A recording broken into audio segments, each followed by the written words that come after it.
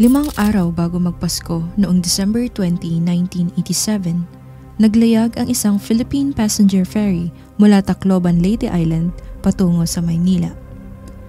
Madaling araw pa lang noon, kaya't ramdam ng bawat pasahero ang malamig na ihip ng hangin.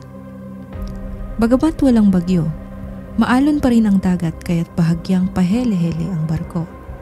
Lulan nito ay mahigit 4,300 plus na katao at karamihan sa kanila ay excited na para sa darating na Kapaskuhan.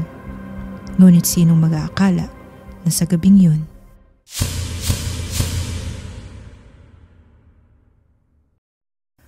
Welcome back sa True Crime PH. Kung bago ka lang sa channel na ito, nagbabahagi ako ng mga true crime cases at tragic stories mula sa iba't ibang panig ng mundo. At sa episode natin ngayon, balikan natin ang kwento ng MV Doña Paz at kung bakit ito binansagang Asia's Titanic. Ang MV Doña Paz ay orihinal na nagmula sa Japan at binili ng Sulpicio Lines, isang Philippine-registered ship company. Ginawang pampasaherong barko ang Doña Paz, kaya naman makailang ulit na itong naglayag sa loob ng ilang taon. Sa kabilang banda, ang barkong ito naman ay ang MT Vector, isang oil tanker. Noong araw ng December 20, 1987, lumalayag ito mula Bataan patungo sa Masbate, lulan ang 1,041 tons ng gasolina, kerosene at diesel. Pagpatak ng 10 p.m., ilang kilometro mula sa pampang ng Dumali Point, Mindoro, nagsalpukan ang dalawang barko. Biglang namatay ang mga ilaw at sunod doon ang isang malakas na pagsabog. Agad itong sinundan ng sigaw ng mga pasahero at mabilis na kumalat ang apoy hindi lamang sa barko kundi maging sa ibabaw ng tubig dahil natapon ang mga kemikal na lulan ng MT Vector. Marami ang agad na nasawi sa pagsabog. Ang iba natrap sa loob ng barko dahil sa apoy at ang iba naman ay tumalon sa dagat ngunit namatay din dahil sa sunog o init ng tubig. Maging ang mga crew ng barko ay hindi nila alam kung ano ang gagawin. Sa isip nila, alam ng bawat isa na hindi sila handa para sa mga ganitong uri ng aksidente. Sa life vests pa lang, kulang na sila. Mula sa di kalayuan,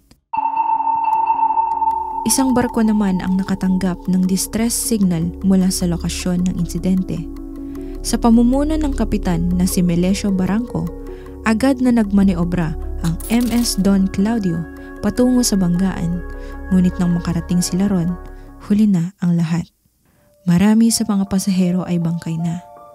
Matapos lamang ang 2 oras, tuluyan nang lumubog ang Doña Paz at 4 na oras naman ang lumipas bago sunod na nilamon ng tubig ang MT Vector. Huli na rin nang makarating ang balita sa Philippine Coast Guard. Nasa mahigit 100 lamang na katawan ang kanilang naisalba, karamihan ay hindi na ma-identify dahil sa tindi ng kanilang pagkasunog. Ang iba naman sa mga bangkay ay naanod sa iba't ibang pampang kung saan sila'y inilibing ng mga lokal na mamamayan.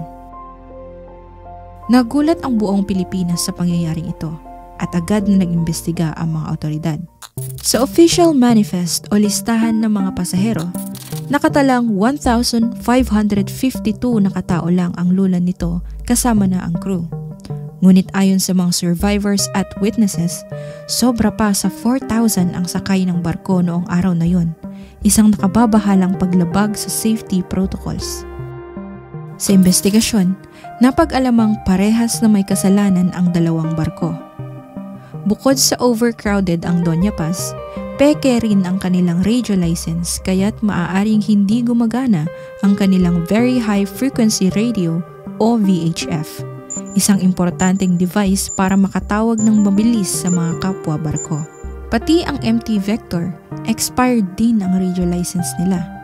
Dahil dito, maaaring nagkaroon ng miscommunication sa pagitan ng dalawang barko at dahil sa bigat ng Doña Paz, hindi naging matagumpay ang pagmamaneobra nito. Napag-alaman din na wala sa mga crew members ng Doña Paz ang nasa kani-kanilang mga posts o istasyon at isang baguhan lang ang nakabantay sa bridge noong mga panahong yun. Sa panayam naman ng isang dating kapitan, ang steering wheel daw ng MT Vector ay defective kaya't mahirap itong imaneobra.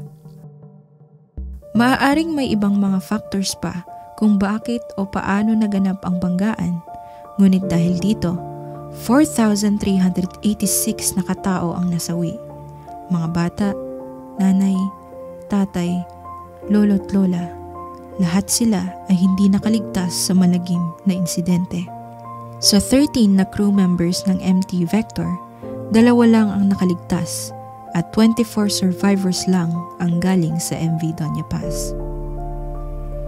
Dahil kumalat ang balitang ito hindi lamang sa Pilipinas kundi pati na rin sa iba't ibang panig ng mundo, ang insidente ay binansagang Asia's Titanic dahil sa dami ng mga namatay.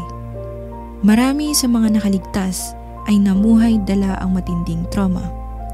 Ayon sa panayam ng isa sa kanila, hindi pa rin niya limot ang sakit na dulot ng sunog sa kanyang balat. Aniya, parang unti-unting natutunaw daw ang kanyang mga laman mula sa kanyang mga buto dahil sa init ng apoy. Sisigawan, nanay, tatay, ganun. Mayroong nagkasabi, aray. Tapos nung palubog na yung Doña Paz, paglubog na ng Doña Paz, biglang tumahimik ang lahat. Wala akong naririnig na doon ako napaiyak. Sabi ko, Diyos ko, ang daming patay.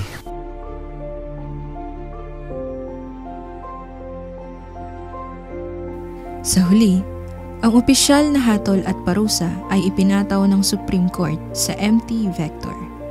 Napag-alaman na ang Vector Shipping Corp, ang may-ari ng barko, ay lumayag ng walang lisensya, walang qualified na lookout o crew, at walang qualified na kapitan.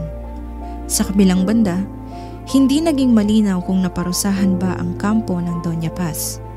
Itinanggi nilang sobra sa kapasidad ng barko ang bilang ng mga pasahero noong araw na yon at pilit nilang sinasabi na wala silang nilabag na safety protocols. Bukod pa ron, ang gusto lang nilang bayarang halaga para sa mga biktima ay 20,000 pesos. Samantalang ang mga nasawi na wala sa manifest o opisyal na listahan ay walang natanggap. At sa kabila ng nangyari, walang mabigat na parusa ang ipinataw sa Sulpicio Lines o sa Vector Shipping Corp. Parehas silang tuloy-tuloy na nag-operate sa ibang mga barko nila at may mga paglubog ding nagresulta sa daan-daan pang pagkamatay sa mga sumunod na taon ng kanilang paglalayag. Patunay lamang ito na talamak pa rin ang korupsyon sa Pilipinas dahil kahit ilang libong kaawa-awang biktima na ang namatay, kaya pa rin itong takasan ng mga malalaking kumpanya gamit ang pera. At dito na nagtatapos ang ating episode for today. Kung gusto mong subaybayan ang mga susunod pa nating kwento, mag-subscribe lang sa aking channel dahil nag-upload ako every Friday. See you next week!